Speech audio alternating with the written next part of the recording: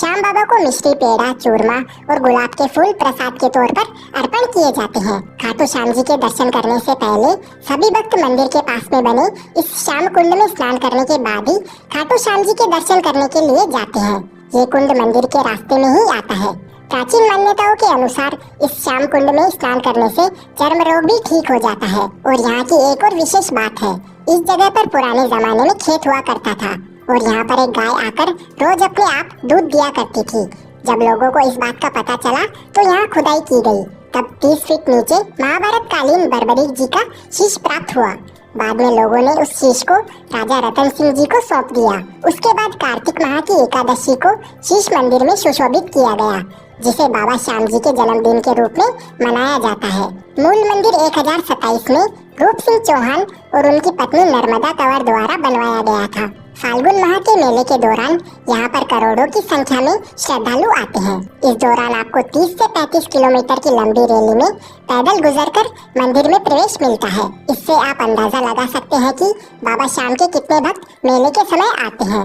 यहाँ से कुछ दूर चलने के बाद हम मंदिर के बैरिकेड एरिया में पहुँच जाते हैं। अगर आप खाटू श्याम जी के दर्शन सबसे नजदीक से और अच्छी तरह से करना चाहते हैं तो बैरिकेड में बनी हुई सबसे पहली वाली लाइन में आपको जाना होगा। अगर आपकी किस्मत अच्छी रही तो आपको बाबा के दर्शन नजदीक से मिल जाएंगे। महाभारत काल में वनवास के दौरान जब पांडव अपनी जान बचाते हुए जंगलों में भटक रहे थे, तब महाबली भीम का सामना हिडिंबा से हुआ। हिडिंबा ने भीम के एक पुत्र घटोत्कच को जन्म दिया। घटोत्कच और उनकी पत्नी अहिलावती से बर्बरीक पुत्र हुआ। बर्बरीक बचपन से ही वीर योद्धा थे। उनको 3 अमोघ बाण चलाने का वरदान मिला हुआ था, जिससे वे तीनों लोकों में विजय प्राप्त कर सकते थे, क्योंकि बर्बरीक जी को भगवान भोलेनाथ जी से आशीर्वाद प्राप्त था। जब कौरवों और पांडवों के बीच में युद्ध होना था, तब बर्बरीक भी महाभारत के युद्ध में शामिल होना चाहते थे। यह इच्छा उन्होंने अपनी माँ मोरवी को बताई। माता मोरवी ने बर्बरीक की इच्छा स्वीकार करते हुए उनसे बदले में 2 वचन लिए। पहला, आप हारे का सहारा बनोगे। दूसरा, आपसे कोई दान मांगेगा तो आप मना नहीं करोगे।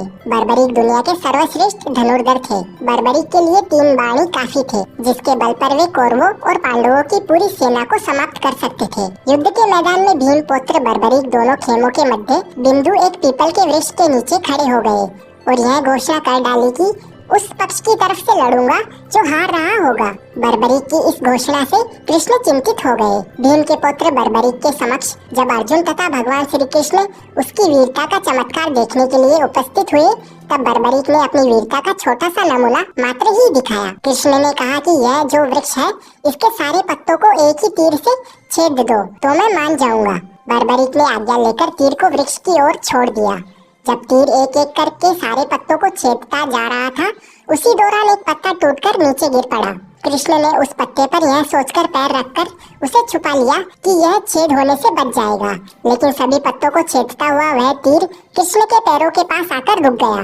तब बर्बरीक ने कहा कि प्रभु, आपके पैर के नीचे एक पत्ता दबा है, कृपया पैर हटा लीजिए, क्योंकि मैंने तीर को सिर्फ पत्तों को छेदने की आज्ञा दे रखी है, आपके पैर को छेदने की नहीं। भगवान श्री कृष्ण यह जानते थे कि बर्बरीक हारने वाले का साथ देगा। यदि कौरव हारते हुए नजर आए तो फिर पांडवों के लिए संकट खड़ा हो जाएगा, और यदि जब पांडव बर्बरीक के सामने हारते नजर आए तो फिर वह पांडवों का साथ देगा। इस तरह वह दोनों ओर की सेना को एक ही तीर से खत्म कर देगा। तब भगवान श्री कृष्ण ब्राह्मण का भेष बनाकर सुबह बर्बरीक के शिविर के द्वार पर पहुँच गए और दान मांगने लगे। बर्बरीक ने कहा, मांगो ब्राह्मण, क्या चाहिए? ब्राह्मण रूपी कृष्ण ने कहा कि तुम दे न सकोगे, लेकिन बर्बरीक कृष्ण के जाल में फंस गए और कृष्ण ने उससे उसका शीश मांग लिया। फिर बर्बरीक ने हंसी खुशी अपना शीश दान दे दिया। बर्बरीक के इस बलिदान को देखकर दान के पश्चात श्री कृष्ण ने बर्बरीक को कलयुग में स्वयं के नाम से पूजित होने का वरदान दिया, और जो भी भक्त हार रहे हैं उनका आप सहारा बनोगे, ये वरदान दिया। इसीलिए खाटू श्याम जी को हारे का सहारा बाबा श्याम हमारा, यह भक्ति भाव से कहा जाता है। आज बर्बरीक को खाटू श्याम जी के नाम से पूजा जाता है। जहाँ कृष्ण ने उनका शीश रखा था, उस स्थान का नाम खाटू है। श्याम बाबा के दर्शन हमें बहुत ही बढ़िया सुंदर तरीके से बड़ी आसानी से हो जाते हैं। खाटू श्याम जी के दर्शन करने के बाद हम आ चुके हैं प्राचीन श्याम कुंड में। यह वही प्राचीन श्याम कुंड है जहाँ से खाटू श्याम जी का शीश प्राप्त हुआ था। पहले सभी भक्त इस प्राचीन श्याम कुंड में स्नान किया करते थे, लेकिन भक्तों की संख्या अधिक बढ़ने के कारण प्राचीन कुंड के पास में ही नया कुंड बनाया गया था। और प्राचीन कुंड से ही इस वाले नए कुंड में पानी निरंतर आता रहता है। इस प्राचीन कुंड के बारे में बहुत सारे भक्तों को मालूम नहीं है, तो यहाँ पर भी आप आकर दर्शन जरूर करना।